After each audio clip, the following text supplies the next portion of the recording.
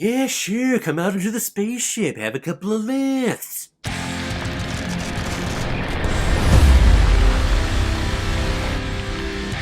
Breach, released in 2020 and is directed by John Suits, who has directed such films like 30-20-20, Pandemic, and The Scribbler. And this film is starring Cody Kersley, Thomas Jane, and of course, Bruce Willis. Because Willis really needed to make his mortgage payment this month. And I'm reviewing this movie because it was a screener provided to me from gingernutsofhorror.com, which is a great website where you can go to see a bunch of reviews and people talking about everything that is horror related, films, TV shows, books, anything horror. Great website, great people on that website. Check them out, please. But when I received the screener for this movie, it was entitled Anti-Life, which I guess is what they're calling this film over in the UK, which, I'm sorry, that title makes absolutely no sense. This film is about a breach that leads this slug-like thing onto this spaceship-like thing. It's about a breach.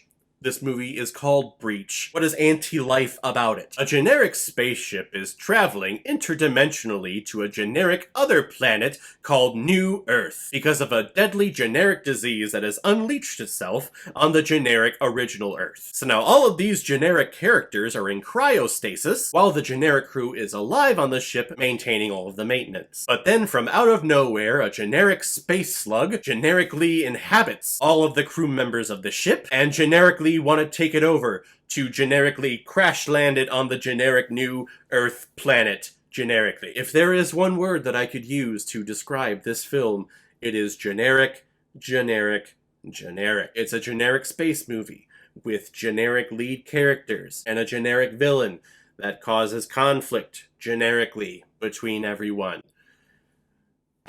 The big question that I was asking myself, and as I do research on this film, it sounds like everyone was asking themselves, is Bruce Willis actually going to show up to actually care about his character and the film that he is shooting? Because let's face it, in the last decade at least, Bruce Willis is known for his direct-to-DVD, non-theatrical release movies. That way he can cash that easy paycheck and live out the easy life that he has. You know, that life of not wearing masks when he goes to the pharmacy at Rite Aid. You fucking jerk. Put on your fucking mask, you asshole. But I am pleased to say, I think he actually shows up here, and it seems like he's actually caring and having a good time performing in this film. He plays one of the janitors of the spaceship, and he has a little moonshine in his little flask, and he's constantly drinking it, so he's a little more bubbly than we usually see Bruce Willis play. So I would not be surprised if that was actual alcohol that he was drinking that made him all loosey-goosey on the set. So hey, there you go. Bruce Willis showed up and he was acting here and it actually looked like he cared in several of his scenes. Awesome. Is there anything else about this movie?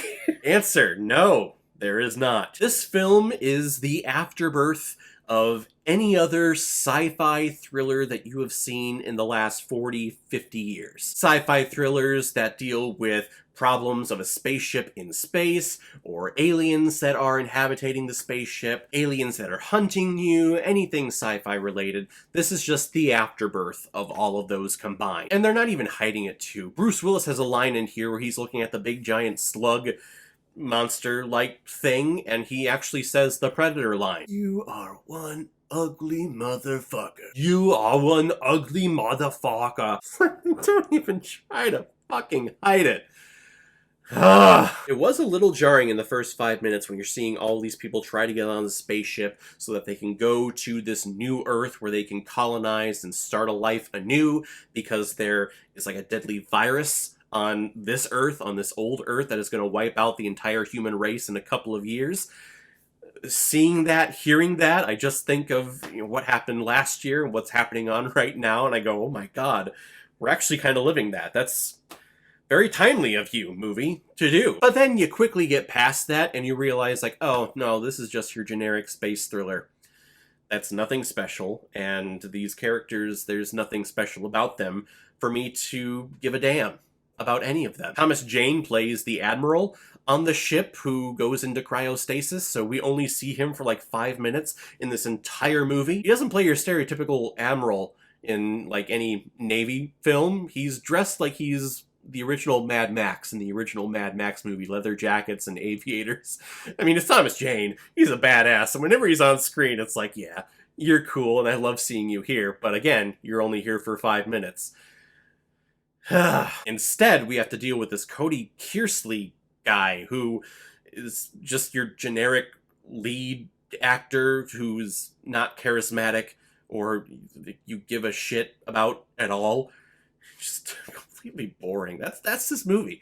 It's just boring. It's predictable and boring because you know exactly what's happening. Hey, this thing breaks out of this canister because someone brought it on board because, you know, reasons, and the thing starts inhabiting and infecting other crew members on board because it has to, because it needs to get to the reactor to speed the ship up to, you know, things.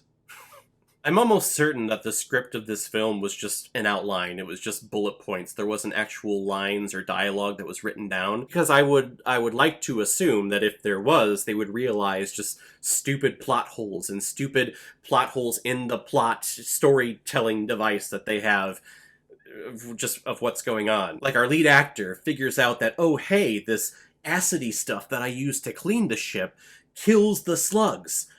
Cool. Hey guys!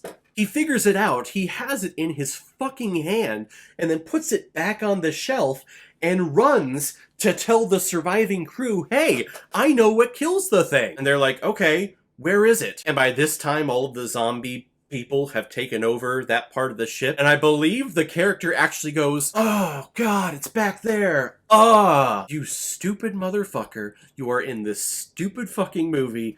You stupid, you stupid, you stupid. And from the dialogue that we do get in here, it's all generic, futuristic, dystopian, oh, the Earth is doomed type dialogue that we've heard before. And I gotta tell you, it's very annoying to hear characters that are actually on the spaceship going to salvation, going to the new Earth, complaining about going to the new Earth because they're like, you know, us humans, we suck, you know, we fucked up the last Earth, we're probably gonna fuck up this one too. Bleh. And I'm like, why the fuck are you here?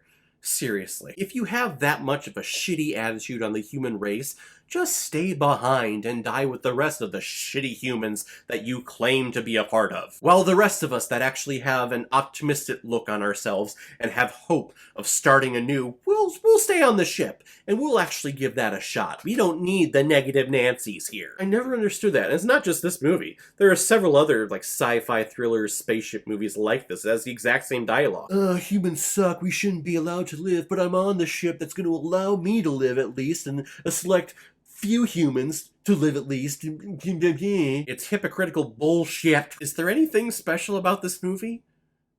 No.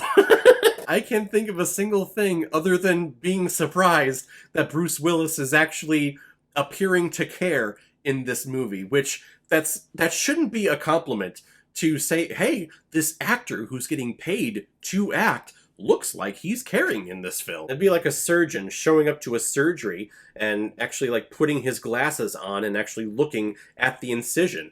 Like the nurses are like, oh, hey, the surgeon actually looks like he's taking a look at the surgery.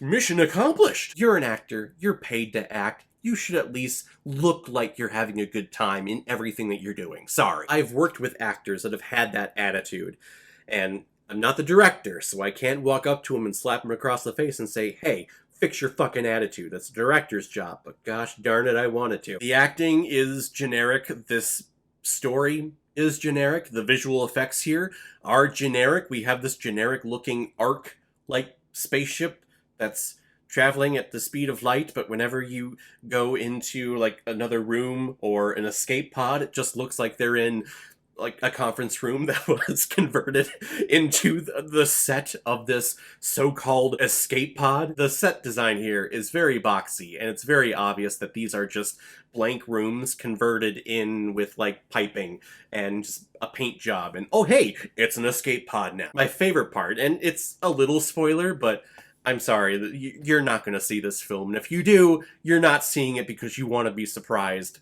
You're not gonna be. Bruce Willis is staying behind on the ship to explode it, and the two lead characters, because, you know, they're the lead characters, get to be on the escape pod, and they launch, and they're looking back at the spaceship because it's about to explode, and when it does, they're looking back. But I am not kidding you, they are looking back like this. There is no window back here for them to look out of. They were just told by the director, hey, look over your shoulder because the ship is exploding. Okay.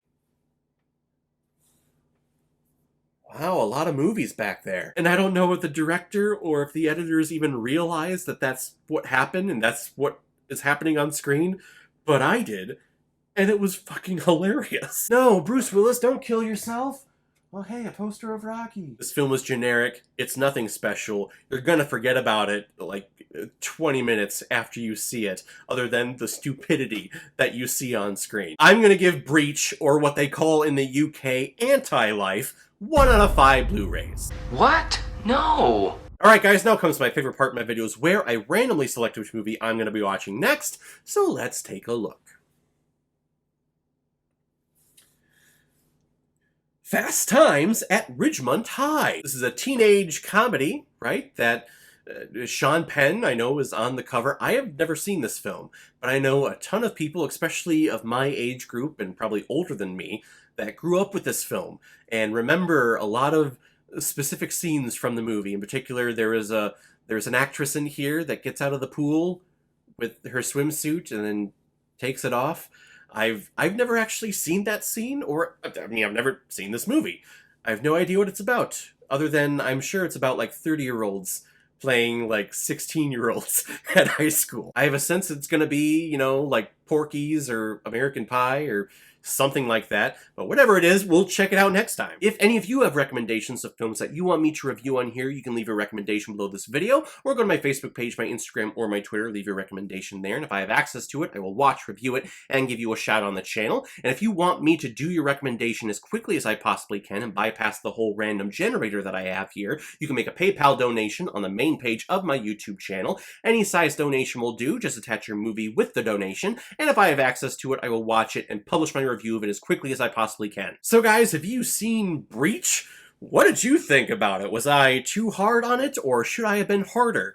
Whatever you thought, comment below, let me know what you thought about it. And as always, if you like what you see here, if you like my take on movies, then hit the subscribe button, and make sure you hit that bell so you'll know the next time I release my next movie review. So guys, I will see you next time with my review of Fast Times at Ridgemont High, but in the meantime, be well, be good to each other, and go watch a movie. Take care, guys.